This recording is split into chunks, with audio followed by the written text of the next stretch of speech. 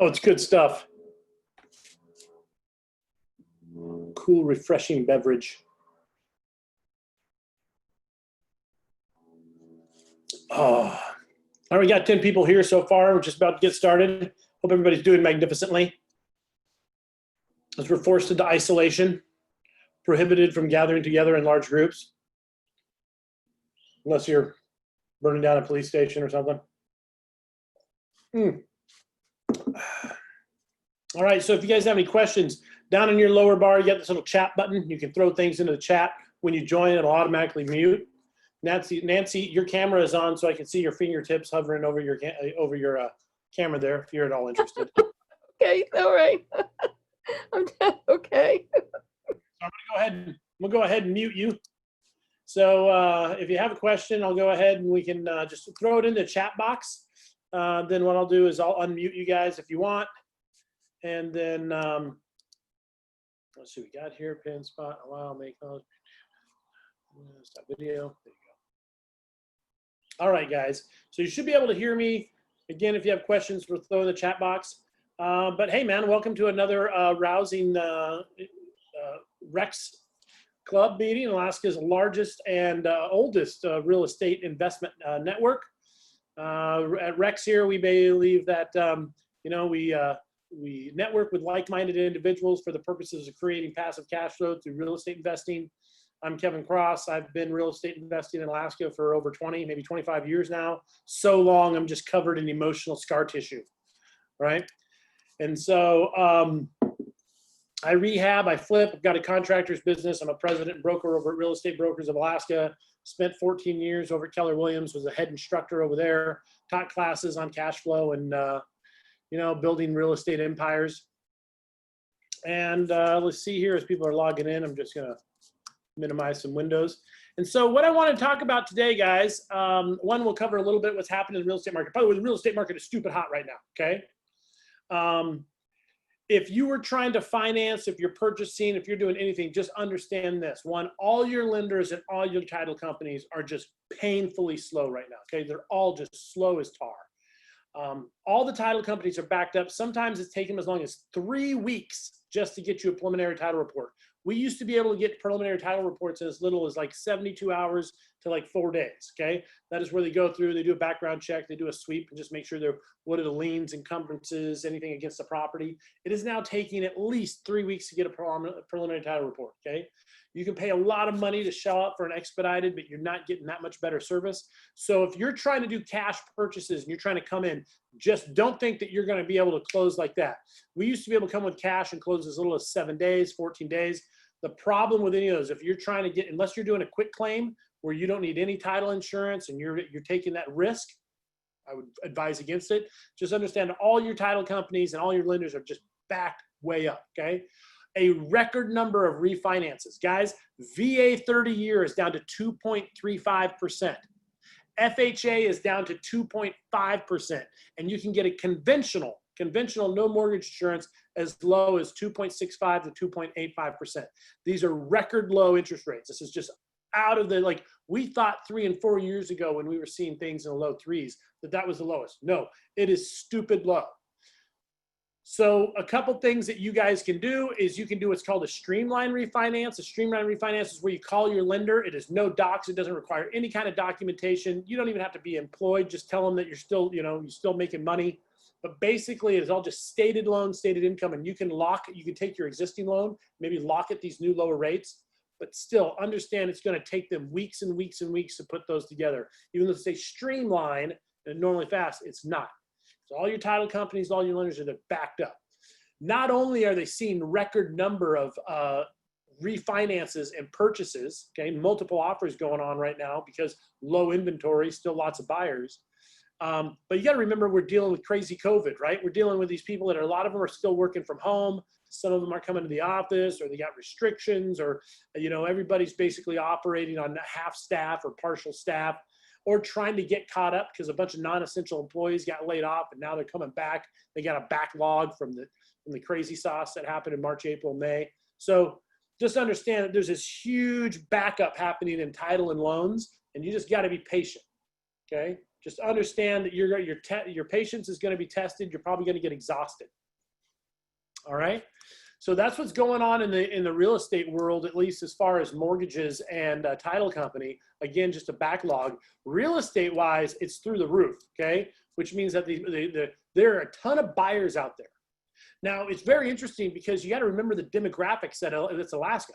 Alaska has one of the highest per capita self-employed individuals. So self-employed individuals. Think of how many guys you know that are painting contractors, handymen, maybe own a small plumbing shop. You realize there's over 100 roofing companies in Anchorage, right? Over 100. So all these guys are self-employed. You also have a lot of people that are 1099 employees, which means they're basically treated like they're self-employed, even though they're paid through an entity, right?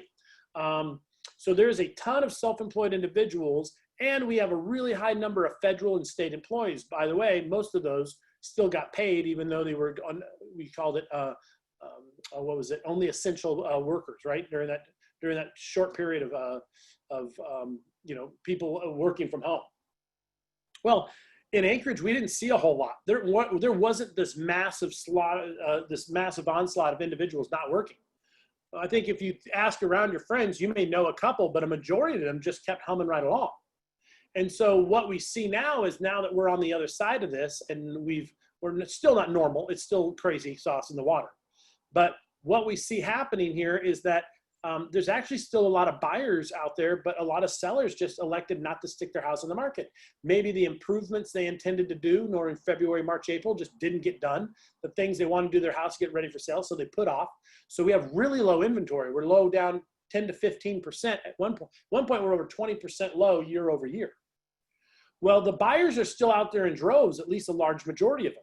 The individuals that were non-essential that got home and got laid off, most of those individuals were service sector employees, and a larger percentage of those were not home buyers to begin with. They were tenants and they were renters, and almost all of them still paid the rent because they got unemployment and they got a bonus. So it's a really interesting enigma. You would think that it's actually created a very, very aggressive seller's market, low inventory, low interest rates, and buyers that are still buying, okay? And so, yeah, lots of sellers appear to delay listing their places. Yep, thanks, Jesse. So I tell you what, listen, guys, I had a listing that I just pinned today. It's been on the market for 4 months. I kept trying to tell my seller, you got to drop the price, you got to drop the price. Well, guess what happened this weekend? 3 offers over the weekend. Because low interest rates and low inventory, those old properties that have been sitting forever, now, you know, there's not a whole lot to choose from. A buyer needs a house. Maybe they sold their house or they need a place to live. So even some of my old inventory is selling, which is astounding. So I'm seeing this reinvigoration of showings, even on old stale listings and things like that. So it's really interesting what's happened in the Anchorage market. This goes in to tell you that, and I want to spin off into a topic. If you guys have questions or you have things that you want to share regarding, you know, what you see happening in the market, or you're curious, make sure you just top it into the chat box here so that I can address it. Okay. But what I want to switch to is I want to tell you kind of my story, and then how I ended up, basically why I ended up getting a real estate license, and why, if you guys are serious, let me put my computer on Do Not Disturb so we don't get a bunch of little bells going off. Why, if you're a real serious investor, at some point you may very well consider just getting a real estate license, okay? And that is the natural progression. Now, it's not for everybody because it comes with some costs and some expense. But I'm gonna tell you why I ended up getting a real estate license, and why, you know, and why it was, at least as far as becoming a real estate investor, one of the best decisions I ever made. It's not for everybody, but I'll tell you kind of, we're gonna walk through this. So I want you to imagine, I'm gonna close my window here, so lots of sirens going off. That's what happens when you live in one of your apartment buildings. Sirens going off all the time. Okay. I started off as an accidental real estate investor. It was 20-something years ago. I was a slope worker working like 2 on, 2 off, and 3 on, 3 off. One point I was doing 8 weeks on, 2 weeks off, okay?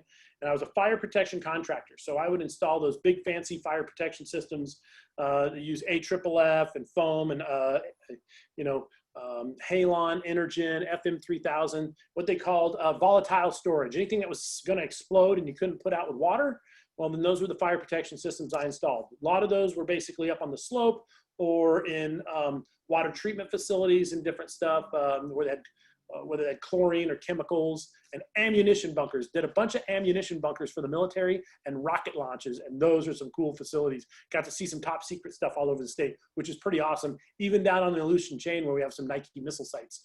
So I got to travel all over the state doing this pipe fitting. And over the course of it, I'd work my butt off. I'd come home with a bunch of money.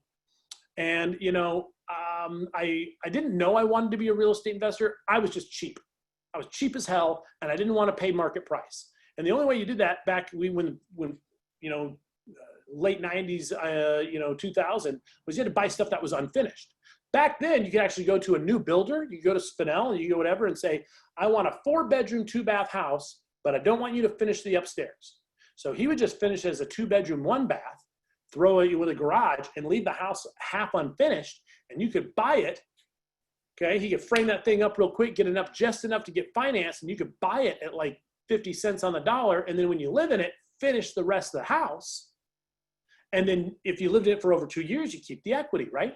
So I did this on one property, which I thought was a real good deal, and made a bunch of money on it. Bought another property. At this point, I sold that one and bought another one, and then made a bunch of money, and then bought an investment. It's kind of became an accidental investor. Like, hey, this isn't so bad. I wasn't sure I wanted to be a landlord, although that came later. Most of it was done in buying buying distressed properties and fixing them up. One of the biggest ROIs I ever made on a piece of real estate, and this is when I discovered like maybe I should actually consider being a real estate investor, had nothing to do with the house.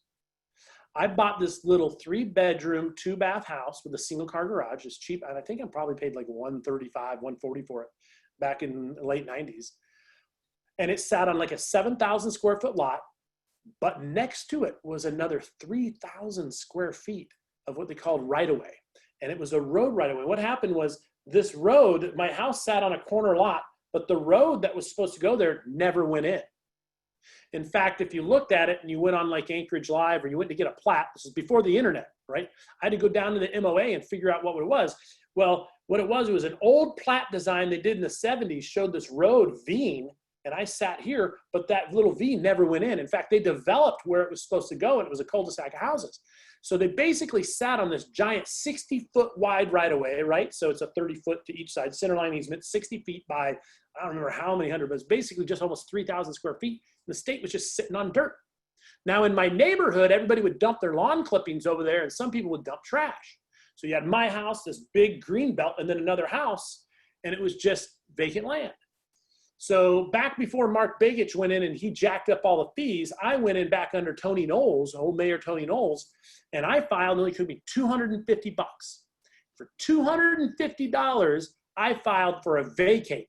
And basically I had to pay for a new as-built. That was another $200 at the time. Right now they're gonna cost you $600, $800. So it's $200 for an as-built. I had them show where the property lines were, and I went and paid another $250, and the municipality literally gave me the land. It just increased my lot size by 3,000 square feet, okay? So now I had my 7, and I had a lot, 10,000 square. It was twice as big as anybody in the freaking neighborhood. My lot was huge for, what, $500 essentially in some time. So then what I did is this is a great story. You're gonna love this. It was all treed and it was all horrible and it was all covered with brush. And so now I'm gonna have to level it. I'm gonna have to clean it or do something because I wanted to make a big yard and fence it. Well, one day I'm at home working I'm at home doing a project at the house, and I had a week off. I'd done like my 6 weeks on, came back, had a couple days off in town, and I'm doing a project in the garage, and I hear this dozer behind my house, and I'm like, what the heck is this sound? I go back behind my house, and it's GCI, and GCI has one of these, has a bucket loader and one of those machines with the giant chainsaw on it, and they're back there, they're laying new fiber optic cable all in the backyard, going down this electrical easement behind my house. So as the guy's there from GCI way back when, I'm sure he's no longer works there and won't get him in trouble. But I was like, hey, listen, I'm so glad you're here doing this work. Any chance you could just back drag and clear my whole lot, since you got all the equipment, you got your loader, you got your augment, can you just clear my lot and level it and get it ready for topsoil? And he goes, no, man, I got to stay within the easement. And I said, well, I understand that you have rules that you have to abide by, and I don't want to ask you to do anything that's going to jeopardize you, but I'm going to let you know that if I were to come home after work and I were to notice that all that were cleared and back drug and ready for me to put a lawn in, I might be so excited I'd forget that this case of Miller Lite is sitting on my porch. I'd probably be so amazed that if this beer disappeared at the same time that lot cleared, I probably would just suffer from short-term amnesia. And he just looks at me and goes, okay, gotcha. So I left. I went to, I can't remember what I did that afternoon. I came back, the beer was gone, and the whole lot was leveled. So then I just had to go up. They were building houses up the road. I went and grabbed out a big snow machine trailer that I put some sides on, and they were building some houses up the road. And it looked like a really clean fill, like some good topsoil, right on the curve of Muldoon, and right back there in Pioneer, they were building some houses. By the way, that's all wet. So you get down deep, that's really good peat down in there. So I pulled up with a trailer and they were digging holes for some new houses. And I just went up to the guy and did the same thing. Said, hey man, I'd love to have some of that dirt in the back of my truck. And he's like, well, we're not supposed to. And I said, here's a case of beer. So they took, and they literally almost broke the axles in my trailer because the thing was so, like, they piled it full of dirt. Hauled it back to my house, dumped it, shielded it, wheel it. So for the cost of a couple cases of beer, I got this, I mean, $500 and 2 cases of beer. I got 3,000 square feet added onto my property. I got it cleared. I got it back drug. I got all the topsoil. So then I just had to spread it by shovel and then seed and hydro. Anyway, when I was done, I bought that house for like $135. I finished the upstairs, and because of that, I ended up selling it for like $275, you know, in just over 2 years. So netted close to $200,000 when everything was done, and I had my, you know, principal reduction because I put a large payment. Anyway, that was a smoking deal. Now that's what escalated. Like, I was like, if I can do this with this little turd house, like, what can I do on a bigger scale? So when I started getting into other properties. Now, at some point, what was happening is there wasn't a Rex back when I was when I first got investing. It was Carlton Sheets It was Rich Dad, Poor Dad, and it was any book that you could find on real estate investing, which sucked, by the way, at the public library. Because remember, this is like late 90s, man. There wasn't the internet that we know today before Al Gore created it, right? So I was going to the library looking up books on real estate investing, and they're talking about this. I didn't understand. I'm like, what is cap rate? What is this stuff? I didn't make any sense to me. So I figured the best way for me, I started using I started calling any realtor that would pick up their phone. And here's what I discovered. Most realtors, unfortunately, most people who are sales, they don't invest. There's a couple guys in our group here that do, right? Jesse Knight, and there's a couple people. Yeah, what's the library? Yeah, no kidding. Huh? Libraries are resorted to just the cardboard boxes full of old books that I think there's one at Tidal Wave over there. But anyway, or the library is where the homeless people now hang out, because apparently, that's the new thing. It's just become a public shelter. So, but when I got in, I discovered that most real estate professionals got into real estate to sell. They didn't get into real estate as an investor who happens to sell. So listen, I started dealing with individuals and they were showing me, now guys, this is back when you could do 80-20 loans and you could do adjustable rate mortgages and you could get into a property and you could do stated income. Guys, you used to be able to buy a fourplex and go in and just make up a number that you made, and the lender would say, that's not enough, add a zero. And you would just write it on a napkin, right, would be your loan application. And they would give you a conventional 80% loan to value, and then you get a second, which was like an adjustable rate mortgage on a 5-year to cover the other 20. You could walk into a property with zero. And because people were doing this, the investment properties were going to the market. Now, for whatever reason, I got really, really lucky, and that didn't make any sense to me. I'm like I told you, remember I started buying unfinished houses. Why? Because I'm cheap, just cheap as hell. And so that's why I do a bunch of my own work on the property, because I'm like, no way you're going to charge me $90 an hour to do that. Get out of my way. So when I'd start talking to these realtors and they'd say, here's what you can do, you gotta be like, that doesn't make sense. They're like, oh no, you need to buy this thing. Oh, rents, you can increase the rents. And I go, well, I might be able to increase the rents. And even worse, even if I can, it's got an adjustable rate mortgage. Oh, but you can refinance. I go, but what if interest rates aren't as low as they are now? Like, so much of what they doing, what the realtors back in the early 2000s were doing was not investing. It was purely speculating. Sure, you could increase rents, and sure, you could refinance, and oh, you know what, the property values are just going up and up, as if it can go up 13% a year indefinitely. Like, what asinine world do you live in? So I got really, really cautious, and I built it, and it all culminated when I went in. I tried to refinance a property that I owned, and I specifically said I wanted a fixed rate. This is what I wanted. I wanted no ARM. Here's what it is. I want out. I'd actually purchased this property using an adjustable rate mortgage because it had a really low introduction, with the intention that I made a bunch of repairs and I was just going to refinance it. Even if the value didn't go up, I figured it would stay solid. I could refinance it and do some money savings and get into a good mortgage. But I went into a mortgage company that was located over on Fifth Avenue. I want to say they were Next Home Mortgage or something like that. And when I sat down, the mortgage that they had for me wasn't anything that I asked for, and they were trying to get me to close right there. And I said, no, I told you fixed rate. And he said, oh, you'll like this adjustable rate better. And I go, no, you like the adjustable rate better because I see right here your fees are huge on this. You're selling me a subprime mortgage that I told you I didn't want because you make more money.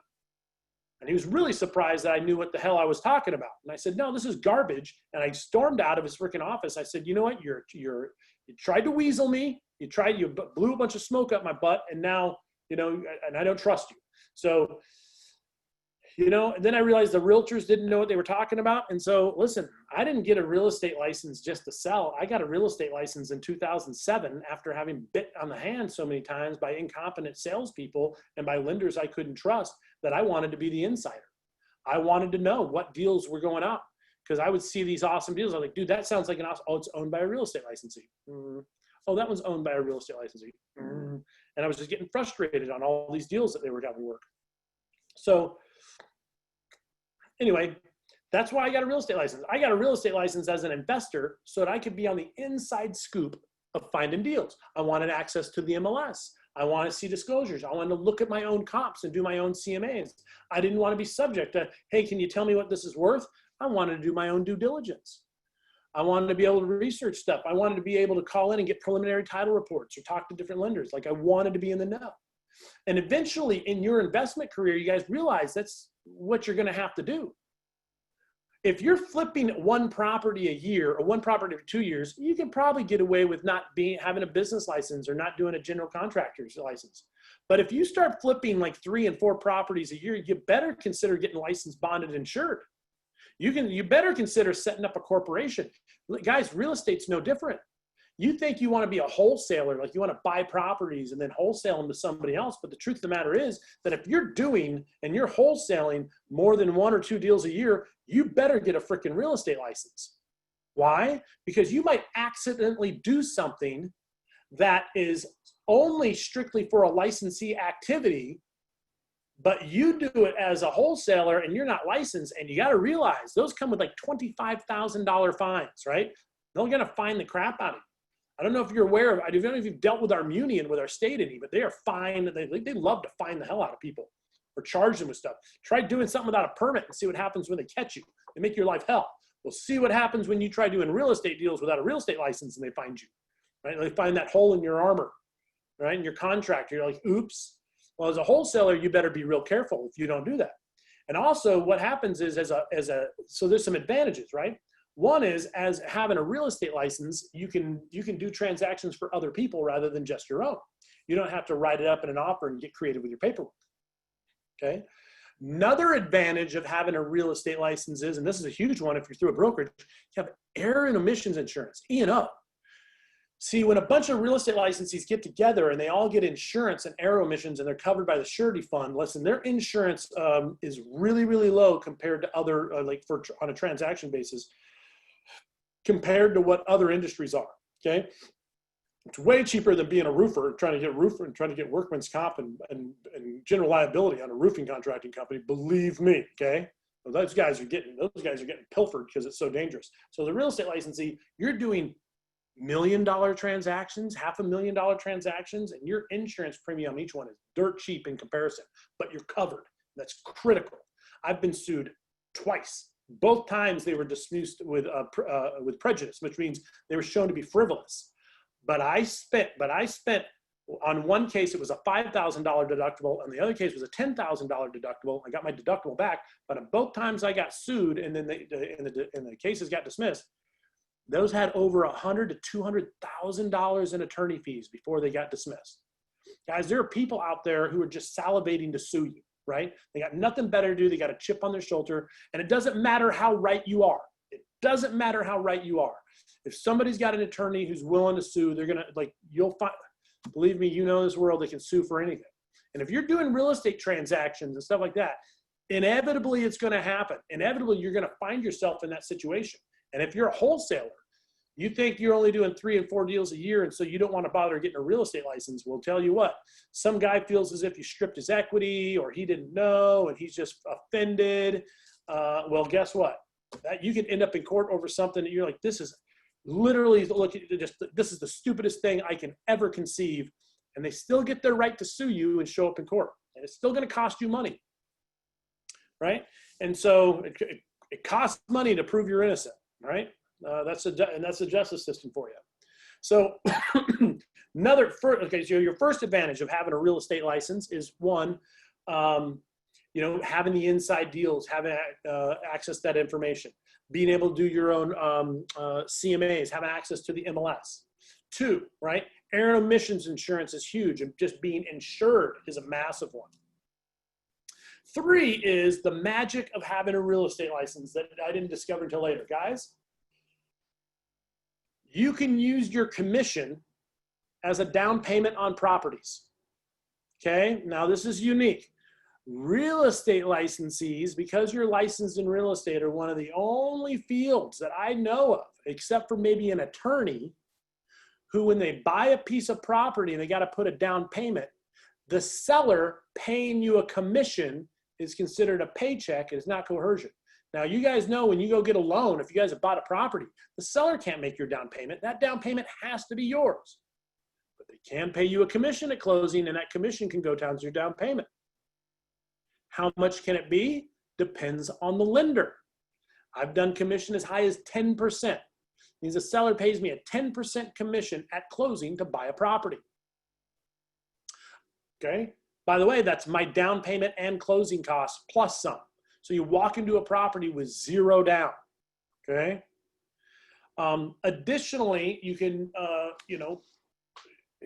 that's a, by the way, if you don't think that's huge, that's massive. Okay. Just being able to use your commission. Okay. You think about it, if you're buying a 10% commission and you're buying a property that's 500,000, it means you're walking in and you already have, if they're giving you the 50,000 towards your down payment, you're walking in with a 10% equity position and you've done nothing. It's not like you had to buy it down. The money basically was paid you in a commission. And so like, I just see it as a direct reduction in principal balance on the property. I've got 10%, I'm already golden. Okay. So other things that you can do, that's having a real estate license and being able to use that commission is probably one of the best things I can do, along with being on the inside track of things. Other advantages of being able and having a real estate license is basically going back to the first one, be on the inside of these deals. Now, what happens is because you're a real estate licensee, if you're doing sales and you're an investor, you will have a tendency just to be known as being a problem solver. And I would encourage you that in all things you do in life, be a voracious problem solver. Okay. Just if, you will never see my face on the side of like a bus or on a grocery cart or anything absurd like that. Okay. Not that there's anything wrong with it. That's just not the business I run. What I do try to do is just be the voracious problem solver. If you've got something you can't figure out, you come see me and I'm going to figure out how to get this. I'm going to figure out how to get this deal done. Right. So that's like my marketing strategy. When that happens, by the way, and you just let your friends and stuff know that they can come to you with problems, no matter what it is, and you will give them all the information that they need, and you won't and you're not going to fee everybody to death. Well, then, when people have opportunities they want to take advantage of and they don't know how to do it, well, basically they come to you, okay? Which is part of the reason I created Rex, and we created Rex way back when. I wanted individuals out there like you, investors, not only have somewhere, a safe haven where you can say, Kevin, how do I make this deal work, and know that I'll help you. But in the worst case, you're like, well, I could make it work, but I'm not sure I want to. Would you be interested? Because the truth is not all the deals work. Not everything that I see on my plate am I going to buy. And not everything you see on your plate are you going to buy. There are those properties that just don't fit into our formula for whatever reason. And therefore, we try to share those amongst each other. And now when you're a real estate licensee and you're helping people either buy or sell properties and you're helping people invest wisely, well, then what happens is those deals end up coming back to you. Okay. So now you can put yourself in a position where people are coming to you. You're not having to go out and like voraciously search for deals. Deals are being attracted to you. Why? Because you're a problem solver. You're in the industry, you're a problem solver. And how do we create opportunities in real estate? Just solve problems. That's all it is. Some guy has a property, he has debt, he has sickness, he has something. This property and selling it is a means by which he can get the capital he needs to solve those problems. And I want to help that happen. And in the course, yes, I get a property that I can then make improvements to and sell for a profit later on down the stream. It's a win-win all the way around. But it's kind of like, it's kind of like trying to catch flies, right? You can either have a real estate license and be in the business and be like a jar of honey, which flies are attracted to, or be like a light that says, hey, listen, I've got deals out here, people are attracted to it. Or you can go look for flies and try to swat them with a net and go see if you can dig them down. So the real estate license on the other part allows you to be interactive. And also as you do enough deals, right, and you do enough transactions, you begin to see the individuals in the industry and the title companies and who deal with investors. So I will tell you that even when it comes to having a real estate license, not all real estate licenses operate in the same market. Okay, not everybody. The top echelon of real estate professionals have niches. Okay, they have those areas that they own. And I want you to imagine it's no different than watching the Olympics, right? And there are some Olympians that are really good on a variety of it. But overall, Michael Phelps is swimming. He's not going to, like in the Summer Olympics, he's not going to go hit the uneven bars and stuff like that. He owns that area, okay? Now, they may all be playing in the Olympics and they all be doing stuff, but you'll discover certain licensees and certain individuals just own these certain farms, okay?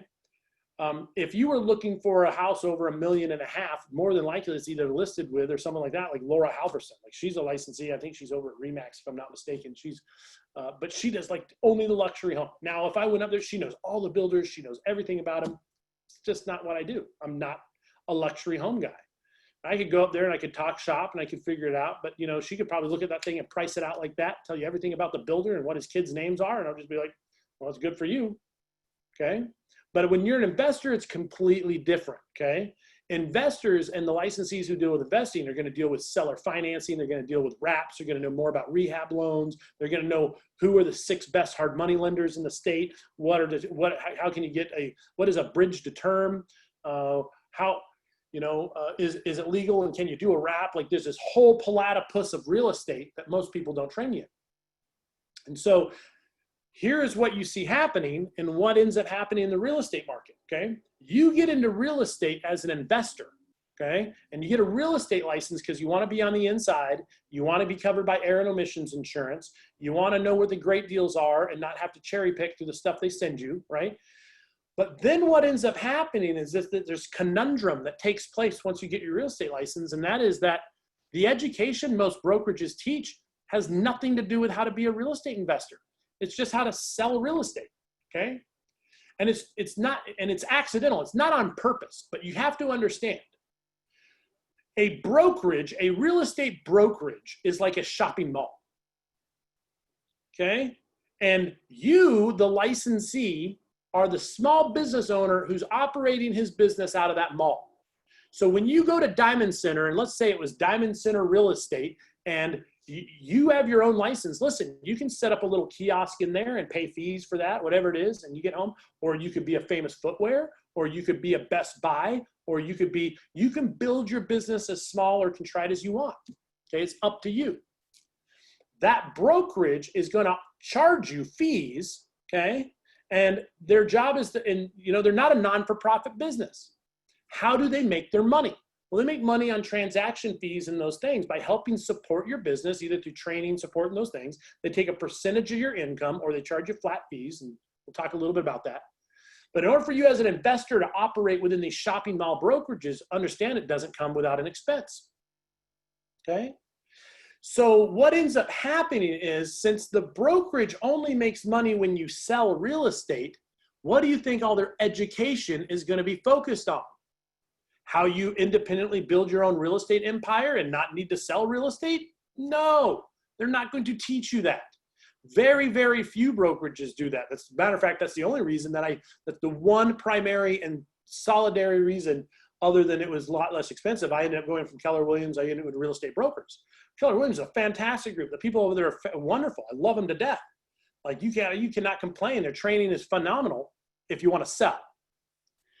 So, but I'm an investor. I'm not a sales guy. My idea of skincare is stitches. And if you said plastic surgery, I'm thinking fiberglass boat repair. It's completely different than the typical, sales agents. And so I get it and I love you. It's just not my vibe. I want to go somewhere where it's just strictly investor focused and we're talking about these things you're not going to find. But at your standard brokerages, what I discovered over the course of time, even when I was president of National Association of Realtors, all the education was just based on basically helping brokerages survive, because brokerages are in charge of everything.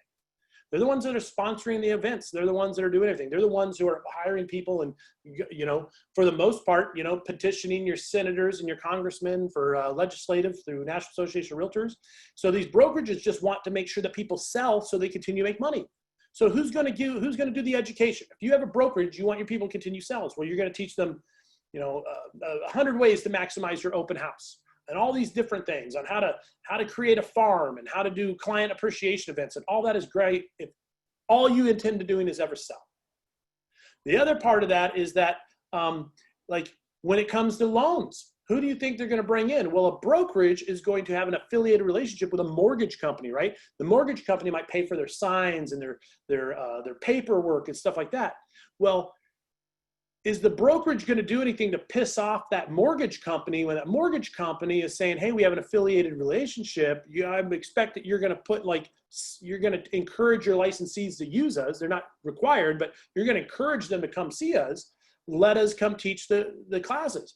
What is a mortgage company going to teach you? They're going to teach you how to do FHA and VA loans and conventional loans. Would they ever teach you how to do a seller wrap and how to set up your own escrow through FNBA and eliminate ever having to use a mortgage company? No.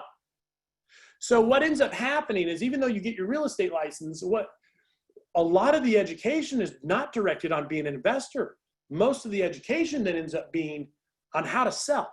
And there's nothing wrong with that. Okay, there's a lot of money that can be made selling, at least for now. I don't know how many more years it's going to be that licensees are going to get away with it. I honestly think that the commissions are coming down over time. I think that I think the information that's available in small mom and pop brokerages without a lot of overhead, like small brokerages, whether it's like Reba or different ones, they're going to be the Achilles heel to the really big ones who have lots of overhead and expenses. It's kind of like what Uber's doing to the cab industry or anything like that. Just pushing down, doing things much more streamlined and getting them less expensive, allowing licensees without charging big caps and big fees on them to conduct their business, stripping those fees down to where they can cut the expenses on their listings and cut the fees and still make money. But it'll be interesting to see what happens in the long run. But there again, you got to watch that, because then when you get your license as an investor, if you are an investor who's just so happens to sell, then you realize you got to watch those expenses. And remember this, cost is only an issue in the absence of value. And you got to find out what is valuable to you. Not everybody has the same value proposition when it comes to getting into real estate, okay? For me, it originally was I wanted education and training. And at the time, KW was the only place that was offering education training. Back in 2006 or 7, when I got my license, it was basically like, here's a phone, literally like pick up a phone, because very few people had cell phones. It would just come out with a Nokia 64, whatever it was, little blue thing. Like, we were all excited to get text messages, okay? But it was literally like, there's a phone, good luck with that, right? There wasn't anywhere, nobody was teaching how to have a database and how to over communicate with people and stuff like that. They taught you your basic forms, but nobody taught you advanced negotiation strategies, any of that stuff. Education, by the way, for licensees over the last 15 years is completely changed. And now it used to be that all the big brokerages, that's what KW grew. KW grew because they were offering stuff that nobody else had. Well, guess what? You can do everything. I can go on YouTube. Everything they have is now free on YouTube, right? So now, at the advent, think about it. It's interesting to think, but the internet, aggressively as real estate, has only been around a little over 15 years. Just like that. Look how much it's grown. Okay? It's only been about 15 years they've been aggressively using it. I remember when I first got into real estate again in 2006, 2007, people were like, Zillow who? Zillow what? Right? And so now look at them, right? Look how fast that changed. Well, the same thing's happening with these brokerages, to where now all the information is available online and available for free. So now, do I have to give up 30 or 50% of a commission in order for what? So I can have a fancy office? Okay, so then what is the value? So then as an investor, we go into it, we're really looking at, if you're going to get a real estate license, understand that yes, education and things are going to be important, but more important is if wherever you're at, if your goal is investing, are you at an investing, are you surrounded by investors and people who want to own properties and want to create passive cash flow through wealth? Because you're going to want to ask those individuals how they'd solve problems, okay?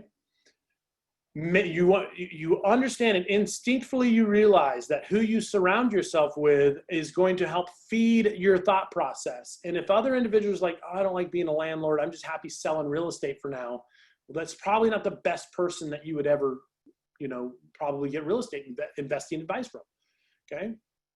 Probably great to help you build your sales business, but, So I was looking to see if we had any questions in the queue there. If you have any questions, make sure you drop them to the chat box. So I got my real estate license and I began learning again. Not all licensees were investors, and that was a distinct difference. Being able to use my commission as a down payment and a bunch of creative things and just being a streamer. And by the way, it took a little bit, but then the floodgates just opened. I would say it happened gradually and then it happened suddenly, to where there were more deals than I could ever keep up with. And as as my, and since every day, part of my job was to go to the MLS. And what I would do is basically this. You can, when you go into your MLS, you do your search criteria, right? You can search properties based on certain, you can do like price, area. I started just looking for the lowest price properties, price per square foot, right? And every day I would look at the properties and I'd organize them by the cheapest price per square foot, because the houses, and what I discovered when I first got in is any house that was under $100 a square foot was just being given away, okay? And those are the ones that I would start hitting up. The other thing you can do as a licensee, obviously through a title company, is you can offer what's called a property profile. If you see an old defunct house or something that's, you know, look, you just wonder what it is, you can send the address to a title company. They'll do a title search, but they send you a profile. It might even have a copy of the last deed and everything on it. From that, you can do background checks to try to find where the owner is, right? So there's lots of other things you can do with a real estate license. But it was interesting because I will tell you I was very blessed. The first year I got into real estate, I did over 11 million in sales, which by any stretch of the imagination, even now, 15 years later, is a phenomenal amount of real estate.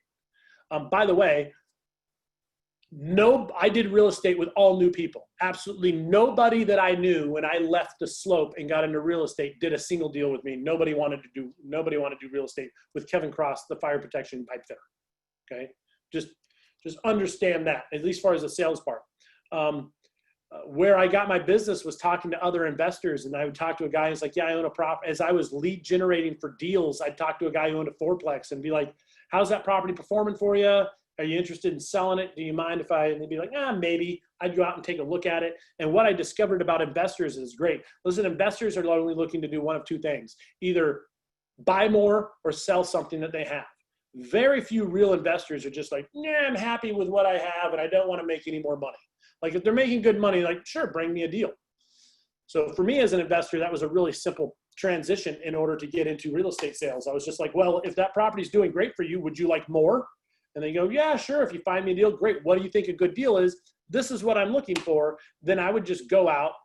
I'd either do Rex or do something. As I found a deal, I'd go, hey, Dave, you said that you were looking for a property that fit this criteria. This property fits this criteria. Would you like to purchase it? And it was the easiest. Like I didn't have to do any sales. They're business. They know the numbers. They run the math on it. They take a look at the leases. They understand what they have. They're savvy. You don't have to, there's no sales approach to a seasoned investor. They know, right? It's like it's like being a used car salesman, I guess, and think that, that you're going to convince Dale Earnhardt to buy your Ford Taurus. No, Dale Earnhardt knows about vehicles. He's going to see right through it. Bring him a good deal. He's going to buy a good deal. So then as I got into investing, not only that, but as I started networking with these seasoned investors, my knowledge began growing exponentially. And then, like I said, it happened gradually and suddenly to where it explodes. So, got a couple fourplexes in, got another one. And then the next thing you know, guys, I'm going to tell you, it's amazing what happens. And a lot of it, again, by having that real estate license, I'm able to put these deals together. But out of I think we're at either I'm either 9 or 11 properties. We're just about up to 6. I'm at just getting close to 68 units now. Got another property in contract. I self-manage everything, but most of my properties now are seller financed. I rarely ever go to a bank anymore. And when you get to really savvy investors and you take it to that next level, you realize that, really savvy investors realize that somebody's making money on that interest, right? So we understand, I'm going to do my little diagram here, okay? You guys can see my little board here, right? Here's us trying to buy real estate, right? We're down here trying to buy apartment buildings. And in order to do that, we need money. And a lot of people end up going to banks, right? They go to banks for money. But the banks don't lend their money. They lend other people's money in the form of LLCs and bonds. So the banks aren't lending their money. The bank's just a servicer. Okay. It used to be that people would put their deposits into the bank and their money would go in and the bank would lend it out, but that's rarely the case anymore. Now the big money is in these bonds and these guys up here. Well, really savvy investors just go like this. They see this opportunity to be the money lender no different than owning stocks or owning bonds or pieces of percentage. And really savvy investors, if they have it, they just say, you know what? Why don't I become the bank? Why should we go through this guy? Why don't we just set up escrow services and you know what? I'll lend you the money. And then if you don't perform, I get the property back. You know, banks can make a lot of money foreclosing on property, right? By the way, if you own almost 100% LTV and you're behind on your mortgage, it'll take them an average of 270 days to foreclose on your property. But if you're in a phenomenal equity position on it, let's say you have a 50% LTV, oh, I've seen them foreclose in as little as 90. Like they will expedite that foreclosure. They'll send an agent out to do what's called a BPO, a drive-by, and they're like, oh my gosh, there's a ton of equity in this house. Why would we, like, no, just take the house back. Why? Because they can sell it, make all the attorney fees, and they can justify and run up a bunch of fees, and they can take your equity, okay? So listen, there is a whole market of individuals out there, savvy investors, when you get in apartment buildings, and a majority of them are perfectly fine carrying a note to some portion, and some, even in a secondary position, which means you go get a 80 or a 70% LTV loan, and they'll carry a seller second, right, for your down payment, which you can do on 5 units and above. Can't do it on 4 plexes and under. So again, another advantage of having a real estate license is you start dealing with these individuals and you start learning all the different ways that you can do these creative financing or a combination of seller finance. Well, what if you need 20% down on a property and you're a real estate licensee and it's a 12-plex? Well, here's what you do. You just negotiate a 10% commission with a 10% seller carryback, and there's your 20%. And the 80% L to value on a traditional mortgage. Okay? Now, most lenders might balk at a seller finance that ends up being 100%. They want to make sure that you have sweat in the game, but you did that with your commission. And by the way, the commission, you don't really, it's not really like it's money that hits your mind. It's just a reduction in the seller's equity being transferred to you. So again, phenomenal things that you can do with your real estate license as long as you understand how it is. And the most important thing is as you do this, you just got to disclose, disclose, disclose. For instance, when I'm buying properties at a discount and I'm using my commission or whatever it is, or I'm just taking over and doing some people call them lease options, but I just call them purchase contracts, which is I'm just purchasing the house from you now, but I'm not closing on the purchase for 6 or 12 months. And in the meantime, I'm going to early occupy the property and I'm going to and I have insurance on it and I have the right to improve the property, any capital improvements. Can we have a rec specific on seller financing? Yeah, sure, we can do that. In fact, I'm going to share with you where you can find out, make it real easy, everything you want to know about seller financing. I'll do that before we end today's session, okay? But what you can do on the term side is really, remember, it's not the price that you pay for real estate. It's not. It's the terms that you buy it. Okay, we understand that people were still buying houses when interest rates were over 10% and they were 11%, and people are buying houses now that they're under 3. Okay, what we look at is we look at cash flow and we look at the monthly mortgage payment and like, is it cheaper than renting, or in this case, does it create enough cash flow that it justifies, you know, the loan against it for 30 years? But the sales price is a byproduct of the terms. Okay. And so, and as a real estate, when you get your real estate license, you're going to discover the terms that you can create are astronomical, okay? And you'd be really surprised at what you can make happen. And so now the best combination is like me and my wife, Sveta, which is I'm in real estate and I do real estate sales, and she's a lender and she does mortgages. And then what we do is we tag team on them. So now, you know, when I'm doing the real estate transaction using my commission, well, she'll work with a specific lender and she can't do the loan. She can't do her own loan, but she can assign the contract to somebody else in the office. And we can waive some of those loan fees in order to buy down interest rate and create great deals. So it gets really interesting what you can do when you diversify and you have a husband-wife pair, or if you've got a combination and you go partner with a lender in some aspect to go build your real estate empire. Is phenomenal. Now, you have a lot of regulations on what you can do when you're talking residential, but when you start getting to commercial loans, that's all private money. Has much lower federal regulations, and you can get real creative on commercial, okay? Because it's private equity. it's not insured by the FHA, and the federal government is not guaranteeing those loans. And because the federal government, like the flexibility now, it's higher interest rate and stuff, but when you get into commercial financing, it gets really creative what you can make happen. You'd be surprised.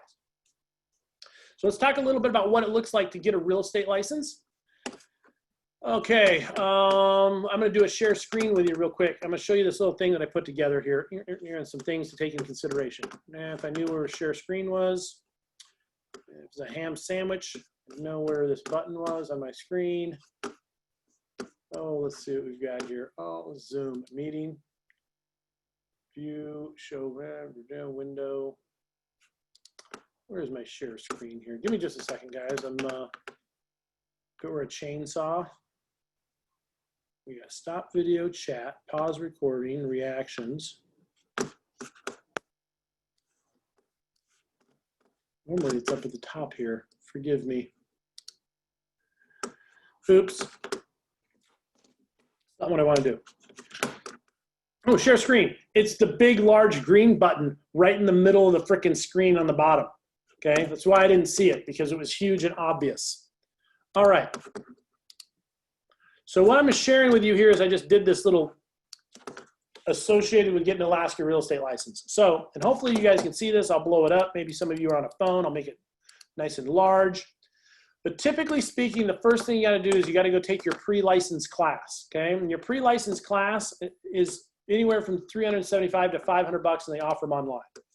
I'm here to tell you, okay, it does not matter what class you take. Okay, it really is just a person, whoever you personally like. And the reason is that I want you to imagine getting your real estate license is very important legal knowledge on what you got to do as a licensee, but it has nothing to do with what it actually takes to be successful in real estate. Getting a real estate license is like reading the instruction manual on your bicycle and then getting on your bike and thinking that you're going to do wheelies. Like, no, it's not. Like, at some point, you just have to be in the business and understand how to get along, contract negotiations, timelines, you know, what is an appropriate time to order an appraisal? How do we negotiate these things? There's so much that happens. There's all the nuances that are not covered in your licensing class. What is licensing? What is a form of title? What's the difference between fee simple and, you know, a life estate? What is, like, I don't know, what is a homeowners association? Okay. What is comprised in the legal address of a property, and, you know, what is RESPA? Like, okay, it's all the legalese, but it has nothing to do really with what it's going to take to get into real estate. Like, what do you do in a multiple offer situation? Okay, how can you negotiate a contract when your appraisal is $5,000 low and the seller doesn't have money to, like, that's the stuff you learn in real life, right? So we've got your license class, which is $375 to $500 on average. You're going to pay for that. Once you have your license, you get 6 months. And in 6 months, you better go take your testing, right? 6 months. Okay, meaning if it takes you more than 6 months, you're going to have to go pay that class again. You got to do it in 6 months. It used to be 1 year. They shortened it up. And it's anywhere from $100 to $150 a pop to go take the test. If you fail, go take it again, another $100. Don't think of this as a pass-fail. Just think of it as, I haven't passed yet. Okay. I know a lot of fantastic licensees who didn't pass on their first time. They just got in, they got really nervous, and they just freaked themselves out, got all psyched out for no reason and didn't pass. Okay. So, $100 a pop. Once you have your test and once you pass, now they say that you have to go sign up for a brokerage. Okay. And when you sign up for a brokerage, okay, I should probably insert this one in here. You better be broker hunting, right?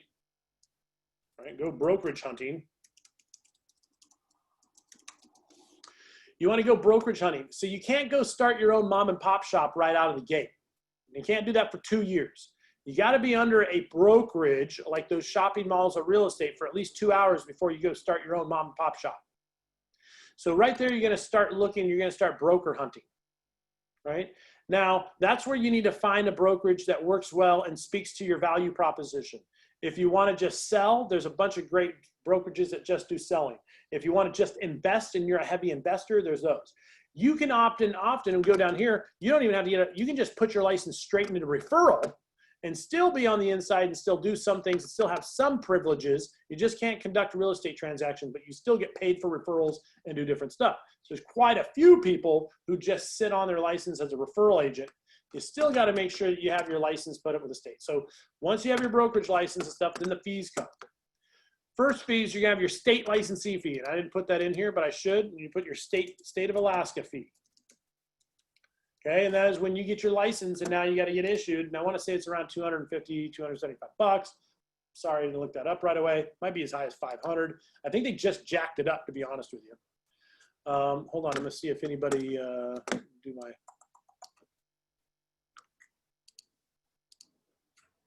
We need a dating service for agents and lenders. Yes, we do. I agree. You know, it's funny. Somebody want to make $1 million. Somebody want to make millions of dollars. Somebody want to make millions of dollars. Here was my idea. You guys can take this and go, but you got to give Kevin Cross credit somewhere in there. It is a real estate dating app called Timber instead of Tinder, T-I-M-B-R, and it's just like houses. And you look at houses and they swipe up and it has a little description. And if you like it, you swipe right or you swipe right. And the more you swipe the houses you like, the more houses it ends up showing you that you might like, right? And so it's like my dating app for real estate called Timber. If you want to develop that and make millions, you may. That's my contribution to society. Okay, going back to our Microsoft Word document. Okay, so we've got our testing app here, 6 months. Go brokerage hunting again. If you're looking for a brokerage, okay, let me acquiesce. Okay, you're gonna start brokerage hunting, start doing all this simultaneous. You have your fees, you have your business license fee, and you may have NAR dues. Guys, NAR is specific to realtors, National Association of Realtors. What is NAR? NAR is a union, okay? All the National Association of Realtors is that they are a political action committee. They charge you money and they pool it and they provide some education, right, and ethics and mediation. By the way, very, very little. 99.9% of the money goes into an APAC, and they use that to line the pockets of your congressmen and senators. Now, I will tell you, I was president of NAR, and they did some great things. And then they started funding candidates that I was strongly opposed to. Okay, and so I'm no longer under NAR. I went to a brokerage that we basically created our own organization. We still have political actions. We still do that. However, we don't take your money. We take like 150, 200 bucks every 2 years, something ridiculously low. And we say you use your money to give to your candidates where you want to be. Just understand that most brokerages will hamstring you into forcing you to participate in the National Association of Realtors, and you better make sure that you really agree with their stance and who they're giving money to, because you're giving up a lot of money and maybe they're funding political candidates that you were diametrically opposed to, okay? And so, you know, for me, and if you guys know me and you see me on Facebook, you know that I don't trust any of government. I'm like one of those guys who has a muskrat hat. There's a reason at a doomsday prepper cabin. I think most politicians they all, you know, so doesn't matter if they're right or left. I think they all got crooked spines. And so I'm really just look at the merits of the individual, no matter what side they're on, and who are they giving money to.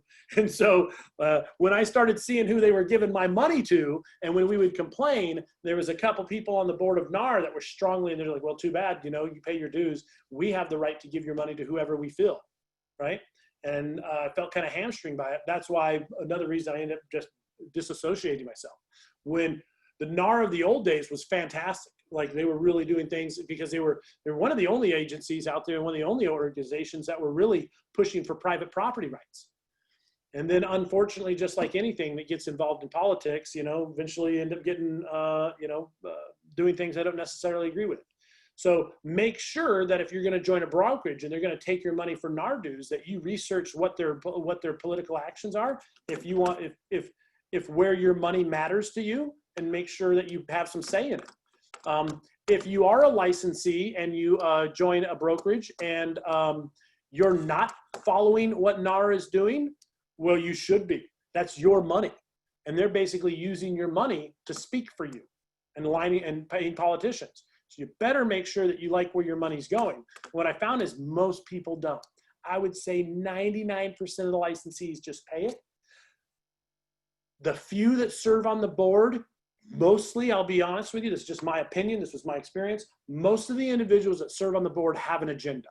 Like they're serving because they're voracious about what they believe in and they want to accomplish something, or they want to make themselves look good on a resume. And they get control. And there's a small group of individuals on their board of the Association of Realtors who get to say where all the money goes. Okay? And he says a bunch of climbers. Some of them are. Some of them actually have good intentions. But I would say that the National Association of Realtors, the Board of Realtors, is no different than a homeowners association. Okay? Think about it. These are people who volunteer and they're voted in like a homeowners association, but who volunteers to sit on the homeowners association? Maybe they got nothing better to do. Maybe they got, like, there's not a screening process for who goes. Like, it isn't like they pick the best. They go out into the industry and go, you're doing a phenomenal job and we know you. We want you to serve on NAR. Nah, it's whoever shows up at the meetings and they're like, hey, we got an open seat. You want to vote? Okay. So just, if you get a real estate license and if you are a real estate licensee here in this group and you're paying NAR dues, you better make sure where your money's going. And if you don't like it, just go join a brokerage that doesn't pay those dues. Okay. And that's what I elected to do. So not all are NARs, are NAR, which means that they're not realtors. Realtors is a trade name. It's like Coca-Cola or Pepsi. You guys didn't know that, did you? You thought everybody was realtors. They're not all realtors. There's sales licensees who operate at a very high level of ethical understanding and moral fortitude and do everything right and are honest and just good people.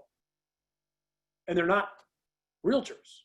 Why? Because they don't pay a fee to an organization that says, oh, by the way, I don't need a certificate to tell me I'm ethical. If that makes sense. Okay. However, if you are going to be a realtor and they're a very powerful organization who have done great things in the past and possibly even now, just make sure that you're engaged with it and you're involved and make sure that your money is going. There's my 2 cents on that. Then when you join a brokerage, no matter who it is, oh, what did I just do there? Okay. When I join a brokerage, no matter who it is, let me go back to my screen share here. Screen share. Okay. So now that we go back to our screen share, when you join a brokerage, you're going to have a deposit. The deposit goes into the brokerage. It's either $400 to $600. That is a refundable. I want you to think of like a security deposit when you're in. It's because if you go out and order a bunch of signs or you run up a bunch of fees and then you leave the brokerage or get out of the business, they're going to use that money to cover some of your expenses. Because most of the people charge the brokerage and not you. Like it goes through the brokerage. So when you're looking at different brokerages, when you're brand new and you're like, I'm an investor. Well, first thing is you want to look at how do I get mentorship and do I want training? And if you're an investor, is the training focused on investing or is it just focused on sales? Now, there is a cheaper way that I have found than training. So a lot of your large brokerages charge a lot. Like they'll take 30% of everything that you make, sometimes 40%. In some cases, on a team model, 50% of whatever you make, they'll take. But they're saying they're going to offer you training. Well, if you're going to take that much of my money, is the training around what I want? Or do you just get a mentorship? And a mentorship means go find an experienced realtor who you can work next to and shadow. Maybe they'll only charge you 10 or 15% of a deal, a much lower split. But then, you have a mentor and you have somebody that you can go to who's more of a one-on-one. So you don't always have to get pushed into big training or big teams. If you know somebody with integrity that you like, maybe you just have them to mentor you. Also, make sure that they're focused on what you like. Let's see what we got here. Call a lender. Oh, which one focuses on investors? Jason Harris. Well, that's why I'm at. So we'll touch base on that. I'm going to answer that question in a second. That's a very good question. Fee, and then look at fees versus splits. So they're gonna take some of your money. So let me show you that. I made this real quick. Okay. So a lot of your big brokerages are going to take what they call splits. Okay. And that is that if you make $10,000 on a sale, okay, that would be, a $350,000 property. You sold it, you make 10 grand. Oh, you think you make 10 grand, you might have to pay for it. Those big ones that offer big training, have big events and do lots of stuff, they're going to take as much as 30% on every sale up until you hit a point. Like maybe they cap out. Some of them don't cap out. Some of them you pay indefinitely. Some of them cap out at like $20,000, $40,000. Once they've made $20,000 to $30,000 off you, then you get to keep all your money. But you got to get to that point, right? Got to sell a lot of houses to get up there. So then they go, okay, well, 3,000. I tell you, at Keller Williams, which by the way, I was at 14 years and I love that. I capped every year that I was at Keller Williams. Every year for 14 years, I capped and then made 100%. But I will tell you that only less than 10% of the licensees Keller Williams nationwide actually cap. A majority of which, over 90%, never hit cap status.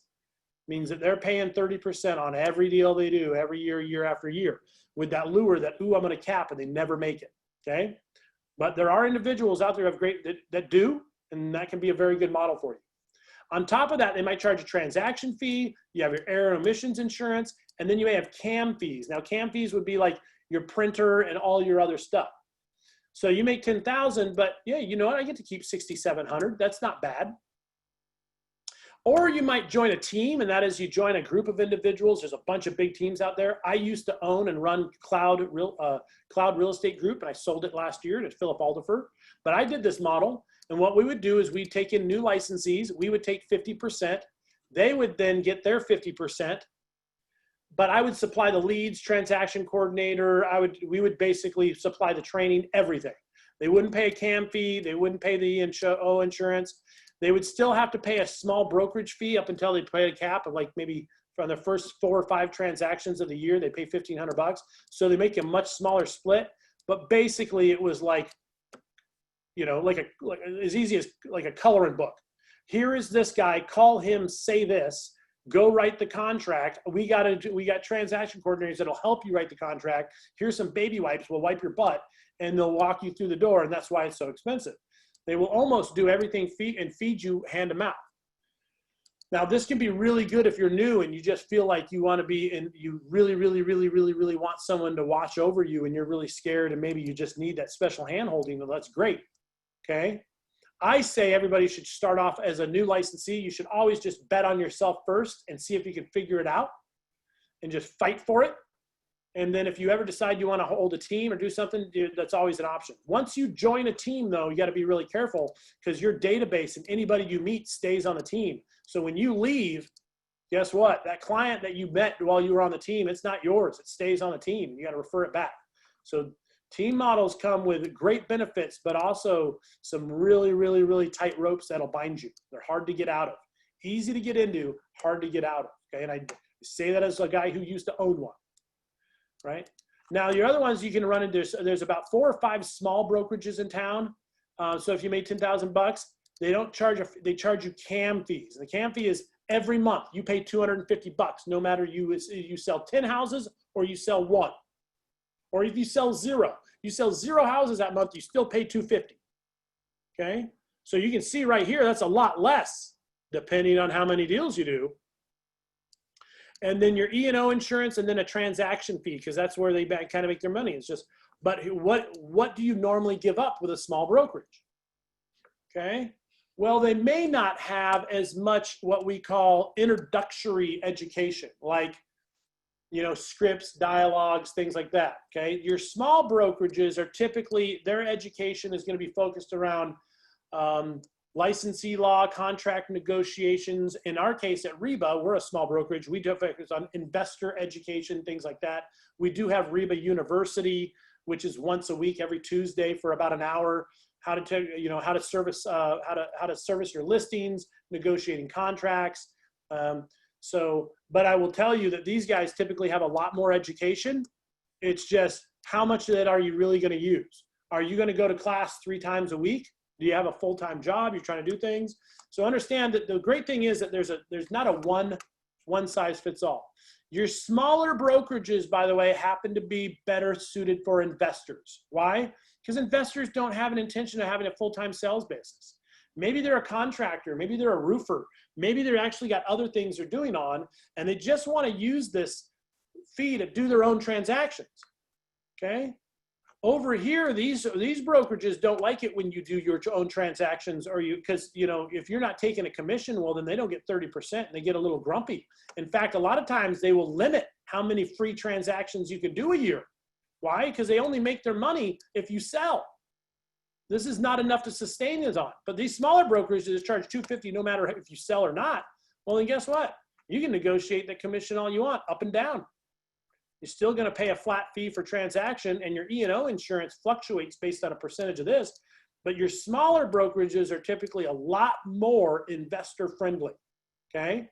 They also don't have to be a member of NAR, which you may not give a squat about.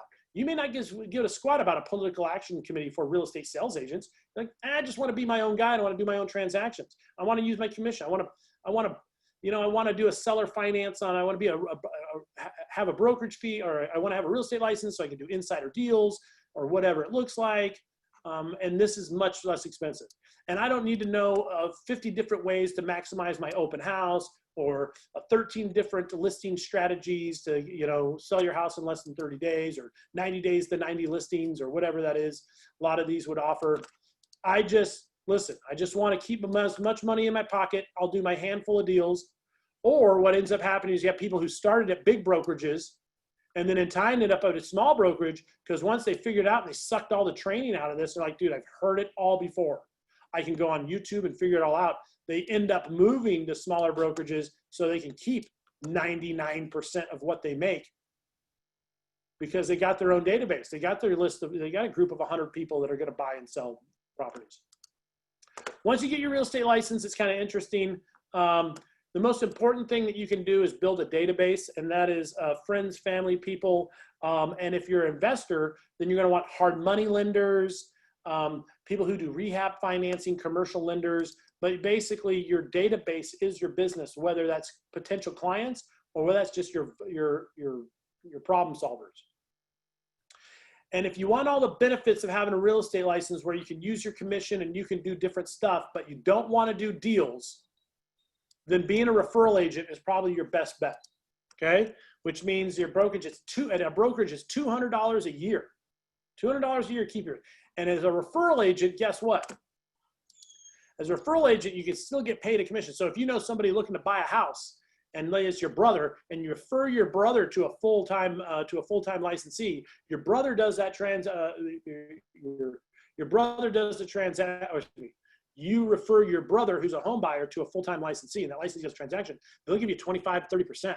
You don't do squat. Okay. And since the average sales price in Anchorage is $350,000, to give you an idea, do the math real quick.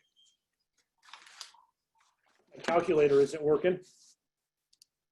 But if I did my math real quick, if somebody sold a $350,000 home and you got 25 times 350,000 times 0.03, and let's say, so they're making, dude, I suck. Times 0.03 equals a commission of $10,500, and you get 25% of that, you're essentially getting a check of $2,600 just for referring someone you know, right? So that's a beautiful thing. Even if you only know 2 or 3 people a year that are selling, and you can refer them out, somebody at work, you can make decent money as a referral agent and not have to deal squat, okay? And that as an investor, you just do that. Refer one deal. Better yet, go get a real estate license and go partner up with an existing realtor or someone or a sales agent, okay? Go partner up with a sales agent who's going to take good care of them and say, hey, listen, I'm going to have my license and referral. I'm going to send you individuals that I meet that are looking for deals. You're going to give me 25%. And not only that, but then when I want to do a deal, you're going to help me and you're not going to charge me, and we're going to allow me to use my commission. In return, I will help you grow your business if you help me grow mine. And when I come with a deal, you're going to help me do all the paperwork because you're a full-time guy and I have a license. I can use that commission. Guys, you can do all that. There's that whole secret world of having a real estate license, again, where the commissions are negotiable and it's like money. And on every deal that you do, if it can be anywhere from 3, 6, 10% of a deal that you can use as leverage, as an investor, it starts paying off really big, okay? Think of it this way, okay? You got your FHA loan approval. What's the FHA loan limit? 700 and what, 35, current loan limit is like 745, 735. Let's say you find a fourplex that somebody's trying to sell, a FSBO, or even another realtor, it's on the market, and this property is $735,000, and they're offering a 3% commission. But what do you need? You need 3.5 for an FHA down. Well, you just write the contract that the selling licensee shall receive 3.75% at closing. Well, that means you're getting this property 3.75 times 0.035. They're going to pay you $25,750. They're going to give you in the form of commission the down payment you need to get in this fourplex. Guys, how long would it take you at your job or anywhere? What does it look like in order for you to have to come up with anywhere from $20,000 to $25,000 to save? The general public has no idea what investors, when you get licensed as a realtor, what you can use your commission to do. This is completely legal. The seller can literally give you $25,000 in this case towards your down payment. Boom. Doesn't get much, I gotta tell you, when you learn these things and you start saying, and you're serious about it, you start asking yourself, then why don't I just go pay the $1,500 to $2,500 it takes to get a real estate license, and then just go stick it in referral somewhere and build a partnership with a licensee who's gonna like help me structure these things, okay? Just makes, and if you think about it, and you start meeting guys who like are doing lots of deals, there's a couple great licensees in our town who do lots of deals. You know, Craig Lytle is a guy who does lots of real estate. Gary Cox at our office. We got Jesse Knight who's here, and Casey Knight. And like the guys that I know that are big hitters and doing lots of deals, they all share what they, other than being really awesome people to hang out with and having a good sense of humor, okay? They all share another thing in common. They all have real estate license, right? They're like, okay, I'm using this for myself, okay? Inevitably, that's the progression. Now, so just keep that in mind. Maybe not today. Maybe not tomorrow, but at some day, you should seriously consider looking at getting a real estate license if you want to take your investment to the next level, okay? What has he got? Well, from everyone, $200 a year. What's the annual fee? Mind blown. There you go. Good, I'm glad. What is the annual fees for a referral agent? Oh, they answered right below. It's $200 a year. It's dirt cheap, okay? And you don't have to stay in referral. Like if at some point you're like, hey, listen, I want to come out of referral, you got to pay your license fees. It's got to pay like maybe $500 or $600, but you can come right out of referral and then boom, go and do it. We have licensees I know who sit in the sidelines and keep their license in referral. And then they get word of like a big deal and they're going to do like a $750,000 deal or something where they're going to make 25, 30 grand. And they go reinitiate their license. It takes about 6 days. Boom, get their license back in standards and they'll conduct that deal, knock that deal out, and 4 or 6 months later, what do they do? Put it back in referral, right? So you don't have to stay in referral. There's some paperwork and it's a pain in the ass. And me as a broker, if you were at my brokerage, I got to sign off on it. But people step in, step out, step in, step out, okay? That to me is too much of a hassle. You either just need to stay in or just stay out and work with someone. But it's pretty amazing what you can do when you have your license. Other things that are great is, like I said, the referral fees, you know, people coming in, it's interesting because, you know, I didn't get into real estate to be a sales guy. Like I wasn't interested at all. I still love it. Even today, I was doing galvanized siding. I do real estate stuff till about 1 in the afternoon. So I show up at the office. Usually I start at home around 7. And I check the emails and check like that. I leave the house around 8:30 or so like that because I like to hang out in the morning with the dogs, cup of coffee, work on my computer at home, drive a short distance to the office, and then I knock out brokerage stuff because I went in the office, dude, it's always got a minute. So I get a lot of stuff done in the morning at home. Then I get a lot of stuff done in the office. Got my assistant, Ana Rodriguez, who's a rock star, and she sits there and she helps me get everything organized. And, you know, and then by 1 or 2, dude, I'm fried. Like I can't look at a screen again. I start getting, see if you look at these, I get these angry 11s right here. That's from looking at a screen. I get frustrated and then I just got to get the hell out of the office and I got to go screw holes and stuff. So then I run to the construction site. I'm usually there by like 2 o'clock and I work from 2 to 6 or 7, right? Cut off early today in order to do Rex. But then the rest of the afternoon, I'm in bliss. I'm running my DeWalt. I'm like, I got my headphones on. I'm listening to Armin van Buuren, or I'm listening to Little River Band, or who knows, on my Pandora. And so it's nice as I've been able to create this life that kind of gives me the best of both worlds, right? I get to do all my real estate investing, running numbers. Why would I do my real estate investing in the morning, or do my real estate stuff and my construction in the afternoon? Mostly because first thing in the morning, I'm just running numbers, seeing what's new on the market. If there's any great deals, what's the lowest high-priced house, what's the best cash flower. And to be honest, I would say that if you're hyper-focused in real estate for just 4 hours a day, if you can focus and just do your emails and do everything for 4 hours a day, you are more productive than, I would say, 98% of licensees who show up and are not focused. And what I mean by that is you see a lot of people who think that busyness equals productivity, and it does not. Okay? There's no money in designing flyers. There's no money in, ordering a homeowners association or ordering a resale certificate. Like, there's a lot of things you could do to stay busy that are not productive in real estate. Okay? So when you get into real estate, really there's only 5 things that make you money. 5 things. 1, going on appointments.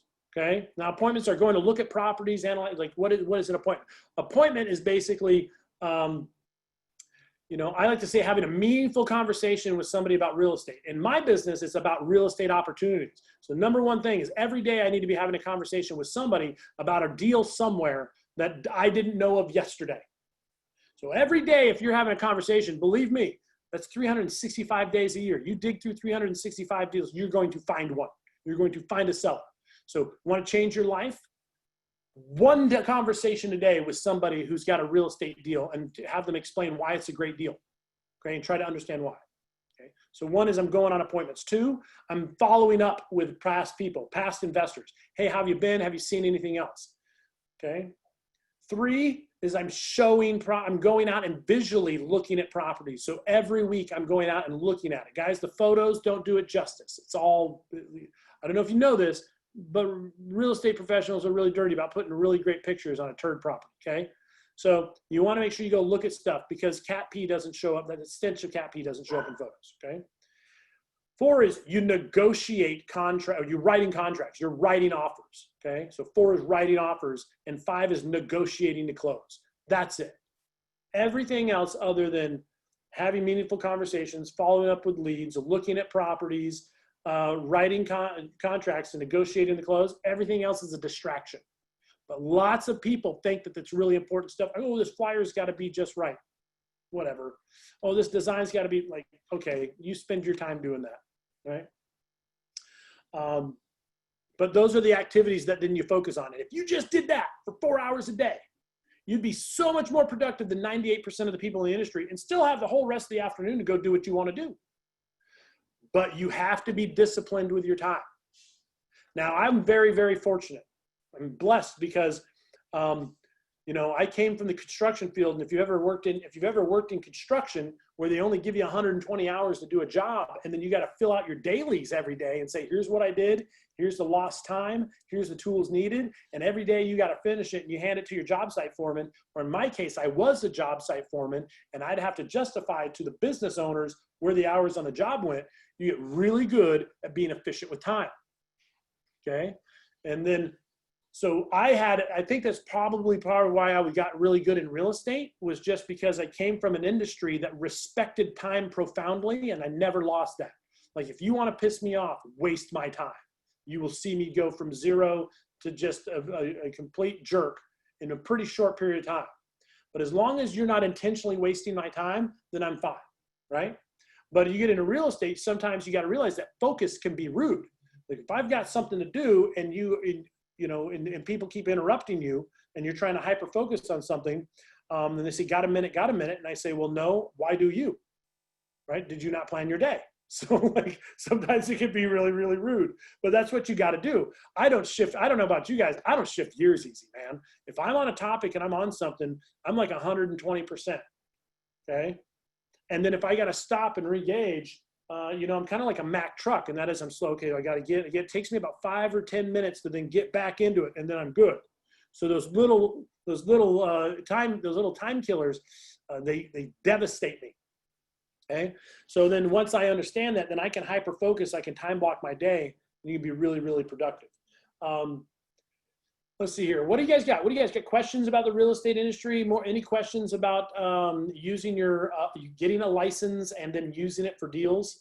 I'm trying to think of anything else that I would have that was pertinent, or things that I would have done differently. I definitely would have got my license earlier. I sat on it for a long time. I probably thought about getting a real estate license for about 10 years before I finally did it. I kept thinking that like, I'm an investor. Are there classes coming up? Yeah, so you know what? Again, it doesn't matter what real estate school you use. Find the one that's the least amount of money and has a decent success rate. I will tell you this, Royce & Associates has regular classes. He's long-winded. He's going to stuff you in a room, make you watch some videos. He's probably not even going to be there for most of it. He's going to always make stuff. He likes to cook, so he's probably going to make an egg casserole in the back. And it's a great way just to get your certificate done. He has a nice testing things. That's computers where you can go on there. But you know what? Like they all have their good and bad. My favorite one is probably Teresa Block over at Northern Trust. I'm not a big fan of the brokerage, but she's a fantastic instructor. Oh, Augie says he loved his food. Yeah, he says he's like food. Mike Kirby at Pac Rim used to teach Reba and now is over there. He does a good job. Listen, just find somebody that you're not going to sleep through. Find somebody that you can engage with and have good questions. There was a guy that ended up being like getting in a bunch of trouble. I can't remember what his name was years ago when I got mine. It was great. I love the small class. I love the class like 4 or 5 people, and you go through that. We dialogue and have conversations. So, I would just look to see who's got decent instructors. But again, nothing they teach you is relevant. I mean, I would say 5%. 5% is maybe relevant to investing and making it in the business. So just find someone that you like, because they're not going to tell you how to structure the closing date so that you can offset your mortgage payment for 60 days. Or if you're getting or how to utilize verbiage in a contract to your benefit when there's excess funds left over after all closing costs are paid, right? How to negotiate other perks. None of that stuff because remember, it's not the price you pay, it's the terms. It's the terms that you write contracts and the terms that you buy it to make the deal. They don't teach anything about terms. They'll teach you that you have to disclose your relationship when you first meet a client. And you have to let them know, are you specific assistance, neutral licensee, are you representative? Okay, what is that? And they discuss all those form and all that legalese. Can you take the class, pass the test, and wait to find a brokerage? Absolutely, yep, and you have 6 months. You have 6 months. And I would encourage you to talk to several different brokerages. If you're I will tell you this right now. If you are looking as an investor, you can't beat Reba where I'm at. That's the reason I'm there, and I run investor education. So if you're at Reba, you got me. You can come in my desk and say, Kevin, I got this deal. How do I put it together? I got your back. However, if you want to just sell and all you want to do is sell and you're brand new and you don't know which end of a pencil to hold to write a contract, probably Keller Williams is going to be your best. Their new licensee training is phenomenal. Now, that doesn't mean there's not better. I just don't know of them. My understanding is RE/MAX has some really good training, and I don't know if Jack White still does. You would have to go in there and ask, but you find what works for you. But then here's the deal. Look at what they're going to charge you for what they're providing. Are you really going to use it? Okay. Again, it's a shopping mall, and your shopping mall can have a big fountain and big fancy stuff and all that stuff. But it's like, do I need that stuff? And it isn't important to where I'm at. Because if you are strictly if 80% of your business is going to be, and that's where I'm at. So I'm at my business where 80% of what I'm doing is selfish pursuits. I'm buying and rehabbing my own properties. I'm looking at apartment buildings, and I only help those people that are close personal friends or individuals I have a relationship with or close referrals. That's the only business I do. I'm not going out with a will sell real estate. I don't do open houses. I don't do that stuff. Okay. When you get into real estate, you get a real estate license, just understand this. If you are going to get into sales, go after listings, period. You want to own the real estate business, own listings. I want you to imagine you're in the sales business and let's say you're a shoe salesman. There's two ways you can sell shoes. You can walk around the mall and find people with ugly looking shoes. Consult them on how ugly their shoes are and tell them they need new shoes. Or perhaps they're in there already looking for shoes and you can strike up and build a relationship. Then you can escort them around said shopping mall to Famous Footwear, to Payless Shoes, to Nordstrom's Rack, and help them find a fantastic pair of shoes. And when they finally decide on a pair of shoes and they sell the shoes, provided they're motivated enough to buy shoes, then when they close, you get a percentage of whatever they're going to buy. Congratulations. Or you can just be Famous Footwear and own the inventory and just sit back and say, well, I'm going to go fishing. By the way, this listing is going to sell. If people want to see it, they're going to schedule it up. They're going to do a showing, and and they're going to bring me an offer, and I can sell real estate and I can sit in my shoe store and wait for the buyers. Because where do buyers looking for? They're looking for inventory. They need to have stuff that's out there. So whoever owns the inventory owns the business. That's why Dar Walden and all those individuals spend all that money on marketing. That marketing doesn't get them buyers, guys. It doesn't. All that marketing is BS. What does it do? It gives them the listing. So when they go on a listing appointment, they can say, look at all these fabulous things I do, and they're more likely to get a seller. But none of that stuff. I tell you, Ed Walden is a great friend of mine. He's a fantastic guy, and he's a brilliant human being. He's one of the smartest guys I know when it comes to business. He is really a smart guy and a good man.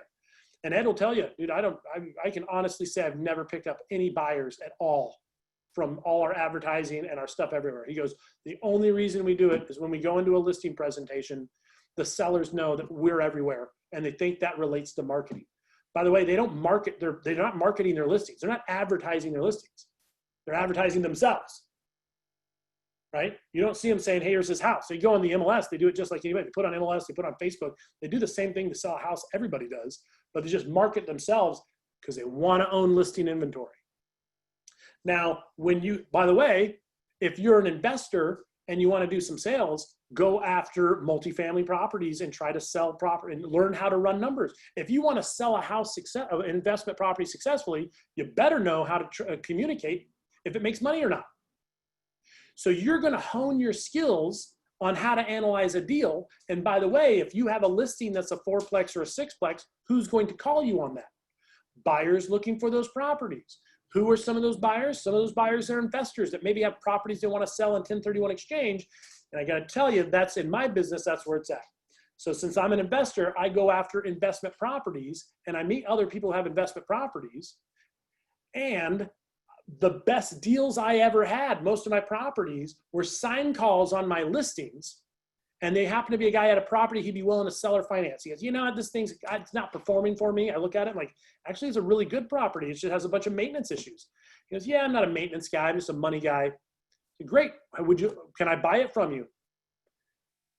Okay, sure. What are the terms? Okay, you carry seller finance, and then you never know what happens. So I literally picked up tons of properties. Like I said, just focus on investors. So a little bit about that as we wrap up here. Any class? Beautiful. I think we answered everybody's questions unless you have anything. So here's what I want you guys to take away. Okay.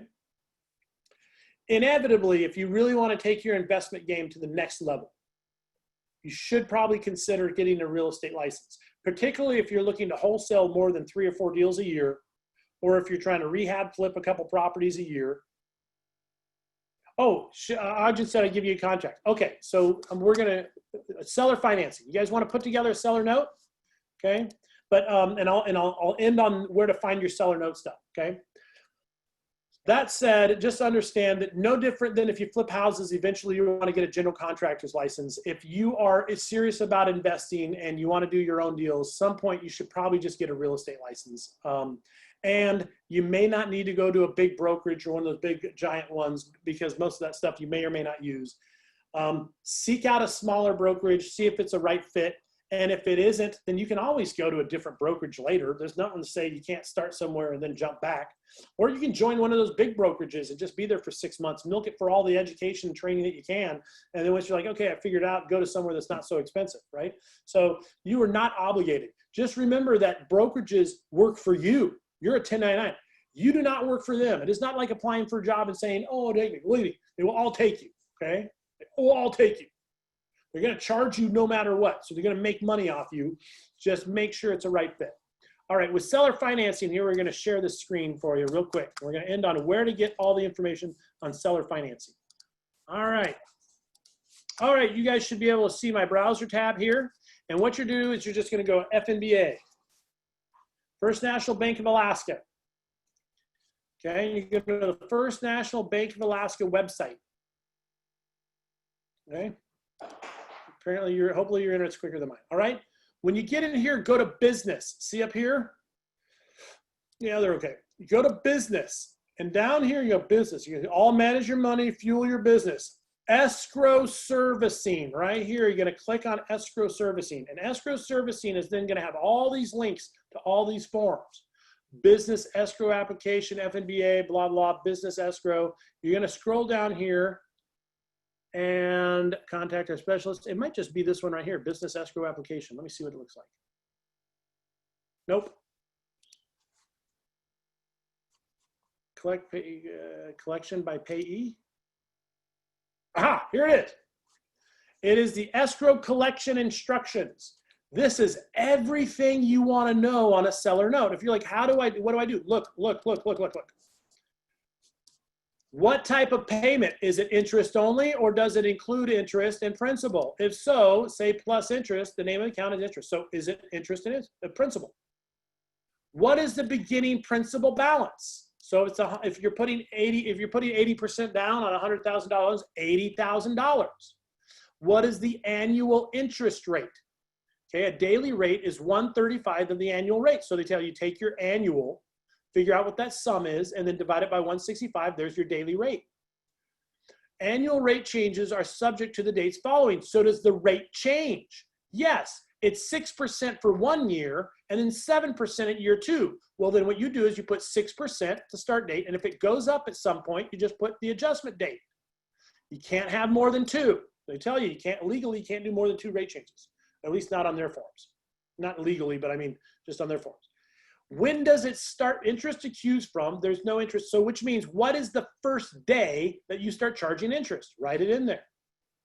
Are there regular installment amounts for any of the following dates? So what is an installment? It means do they have to add extra money in? And why would you need to add extra money? Maybe for the taxes, maybe for something. So yes, they got to pay taxes. Here it is. And they got to put the money in that account by this date. Are there any irregular installments or irregular? Why would that be? Maybe it's a penalty fee or whatever it is. You throw it in there. All unpaid principal interest. So when is it due? Is it a 5-year, 10 years, a 15-year? What does it amortize at? And just read this. There is no principal and interest. Are there installment periods? Are we making the payments monthly, quarterly? So if you just read through this and fill this out, this is everything you would want to know in a seller note. Everything. When is it late? What are the late fees? How much are you going to charge? And then when it's all said and done, how is it? It just says, here's what these mean. This is what the definitions of these terms. And then where does the money go? When you make a payment, who gets paid? So, hey, we have a disbursement. We have a disbursement too. And you would say, if you have a mortgage company, like someone's selling you, but there's an existing mortgage you need to wrap, that's who would be the first one. The first one you disperse to is you disperse to either cashiers or a financial institution. Oh, no, I got to pay Bank of America. Okay, well, here it is. What's the routing number? What is it? What's the account number? Put it in. So then what happens is the buyer dumps his money into an escrow account, and escrow, they write the check by a specific date, disperse by routing, tells you up here what date the disbursement dates are, who it needs to go to. If there's any remaining funds, so 80%, anything remaining goes to the owner of the property. In which case, does he have an account? Is it at F&B? Is it somewhere else? So this is your order of disbursement. Always pay your mortgage company first, pay your seller second, and disperse, and on down the line. Maybe it's a divorced husband and wife with a note. Well, here's where the mortgage would get paid, and then you would put the remaining would be 50-50, or they'd be, let's say 50% goes to the mortgage, then 25 and 25 between 2 spouses. Are there consecutive disbursements or a balance record, which means that consecutive disbursement balance record, okay, until thereafter just means just additional funds and who is to pay. And then what do you have? You have everybody sign. Guys, if you ever want to do a seller finance with someone, you don't have to recreate the wheel. Everything you want to know and that you can come into agreement with is right here. Again, oh, where'd he go? Oh, thinking about it. It's going back, going back. That's the First National Bank. Come on, internet. It hates me. There it is. Remember, business banking. Again, business banking, escrow services, and from escrow services, go down to, what was it? It was contractor specialist, collection by payee, which is the form that says, how am I going to disperse everything? Boom. Collection instructions, collection by payee. And that'll give you everything that you need to do to negotiate with a seller note or sit down at a table and go, how are we going to do this? Now, what FNBA does that's so awesome is FNBA basically, they create an escrow account and they actually give the buyer a coupon book.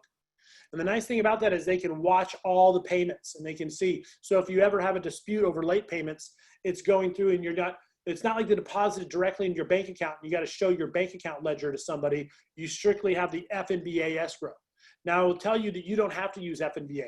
Other title companies will do the disputes. It says, don't do a step up on interest. They show it on there, but don't do it. I had a loan and it became a nightmare because FNBA system couldn't do it, but they didn't tell us. Okay, well, thanks for that, Sonia. That's good to know. Appreciate that. We will note that. Don't do step up interest. But that said, FNBA is just one. The advantage to using FNBA is they have multiple locations. You can do online payment portals. There's a lot of services. You pay more money for the annual escrow services. That's typically a buyer's expense. Anyway, hey, listen, we've gone a little long. So we've talked about the advantage to have a real estate license. We've talked about, commissions, different stuff. We've also talked about brokerages, different things. And we wrapped up here with you guys. I'm really looking forward to meeting you guys. I kind of hate this Zoom thing, dude. I mean, it's nice and convenient because I can go grab a sandwich, right now. I don't have to go wait on anything. Or I could be drinking a beer right now and you wouldn't know it, but it's just fresh squeezed water. But how do you watch the recording? Once I save, it automatically goes in. It automatically goes into Google Drive. And then Gino,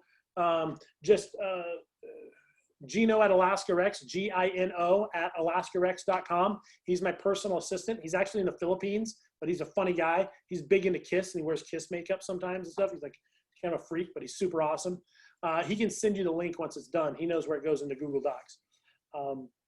But anyway, guys, I want to wrap up. I can't wait to meet you guys in person. If you guys find a phenomenal deal and you're trying to figure out, guys, just give me a call. I love hashing out and trying to make magic happen for people. It's the most fun I get to have in this business.